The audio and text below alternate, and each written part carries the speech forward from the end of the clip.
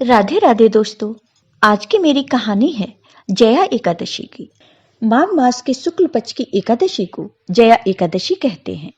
एकादशी के व्रत के महत्व के बारे में विष्णु पुराण में बताया गया है कि इस दिन व्रत रखने वालों को कभी भी भूत पिशाच बगैर की योनि प्राप्त नहीं होती। इस व्रत से उपासक को अग्निष्टम यज्ञ के तुल्य फल की प्राप्ति होती है। व्रत करने वाले व्रतियों को इस दिन जया एकादशी की व्रत कथा जरूर पढ़नी या सुननी चाहिए। एक बार युधिष्ठिर ने भगवान श्री कृष्ण से कहा, हे भगवान, अब आप कृपा कर मुझे माघ माह के शुक्ल पक्ष की एकादशी के संबंध में भी विस्तार पूर्वक बताइए। शुक्ल पक्ष की एकादशी में किस देवता का पूजन करना चाहिए तथा इस एकादशी के व्रत की कथा क्या है, उसके करने से किस फल की प्राप्ति होती है। तब भगवान श्री कृष्ण ने कहा, हे अर्जुन, माघ माह के शुक्ल पक्ष की एकादशी को जया एकादशी कहते हैं। इस एकादशी के उपवास से मनुष्य भूत प्रेत पिशाच आदि की योनि से छूट जाता है। अतः इस एकादशी के उपवास को विधि अनुसार करना चाहिए। अब मैं तुम्हें जया एकादशी की व्रत कथा सुनाता हूँ, जिसे तुम ध्यान पूर्वक सुनो। एक बार देवताओं के राजा इंद्र नंदन वन में भ्रमण कर रहे थे।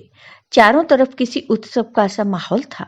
गंधर्व गा रहे थे और गंधर्व कन्याएं नृत्य कर रही थीं। वहीं पुष्पवती नामक गंधर्व कन्या ने माल्यवान नामक गंधर्व को देखा और उस पर आसक्त होकर अपने हाव भाव से उसे रिझाने का प्रयास करने लगी। माल्यवान भी उस गंधर्व कन्या पर आसक्त होकर अपने गायन का सुर ताल भूल गया। इससे संगीत की लय टूट गई और संगीत का सारा आनंद बिगड़ गया। सभा में उपस्थित देवगणों को यह बहुत बुरा लगा। यह देखकर इंद्र भी रुष्ट हो गए। संगीत एक पवित्र साधना है।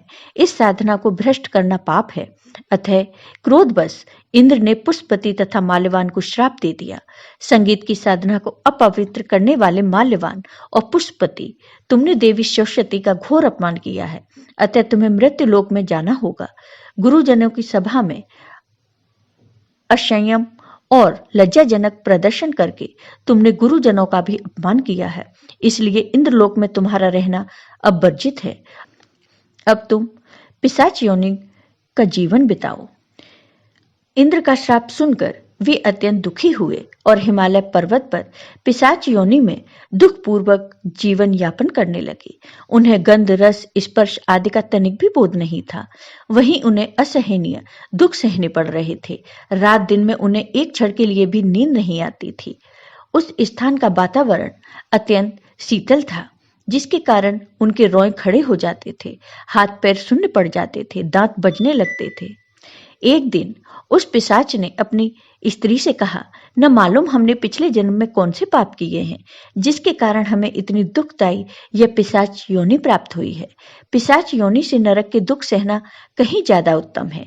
इसी प्रकार के अनेक विचारों को कहते हुए अपने दिन व्यतीत करने लगे। भगवान की कृपा से एक बार माघ के शुक्ल पक्ष की जया एकादशी के दिन इन दोनों ने कुछ भी भोजन नहीं किया और ना ही कोई पाप कर्म किया। उस दिन मात्र फल फूल खाकर ही दिन व्यतीत किया और महान दुख के साथ पीपल के वृक्ष के नीचे विश्राम करने लगे। उस दिन सूर्य भगवान अस्ताचल को जा रहे थे। वह रात इन दोनों ने एक दूसरे से सटकर बड़ी कठिनता से काटी। दूसरे दिन प्रातःकाल होते ही भगवान की कृपा से इनकी पिशाच योनि से मुक्ति हो गई और पुनः अपनी अत्यंत सुंदर अप्सरा और गंधर्व की देह धारण करके तथा सुंदर वस्त्रों तथा आभूषणों से अलंकृत होकर दोनों स्वर्ग लोक को चले गए। उस समय आकाश में देवगण तथा गंधर्व इनकी स्तुति करने लगे।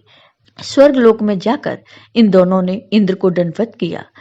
इंद्र को भी उन्हें उनके रूप में देखकर महान विस्मय हुआ और उन्होंने पूछा, तुम्हें पिशाच योनि से किस प्रकार मुक्ति मिली, उसका पूरा वृतांत मुझे बताओ। इंद्र की बात सुनकर माल्यवान ने कहा, हे देवताओं के राजा इंद्र, भगवान विष्णु की कृपा तथा जया एकादशी के व्रत के पुण्य से हमें पिशाच योनि से मुक्ति मिली है।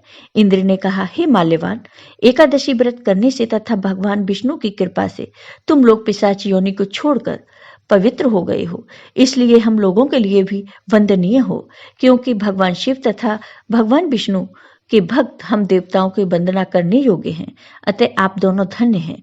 अब आप प्रसन्नता पूर्वक देवलोक में निवास कर सकते हैं। फिर भगवान कृष्ण ने युधिष्ठिर से कहा, हे युधिष्ठिर, इस जया एकादशी के उपवास से कुयोनि से सहज ही मुक्ति मिल जाती है। जो मनुष्य इस एकादशी का व्रत कर लेता है, उसने मानो सभी तप यज्ञ दान कर लिए हैं। जो मनुष्य श्रद्धापूर्वक जया एकादशी का व्रत करते हैं, वे अवश्य ही सहस्र वर्षों तक स्वर्ग में वास करते हैं। जय हो भगवान विष्णु की। आपको ये वीडियो पसंद आया हो तो लाइक कीजिए, शेयर कीजिए और मेरे चैनल को सब्सक्राइब कीजिए। साथ ही बेल आइकॉन पर क्लिक जरूर कीजिए, जिससे हमारे वीडियो के नोटिफिकेशन आपको मिलते रहें। धन्यवाद दोस्तों।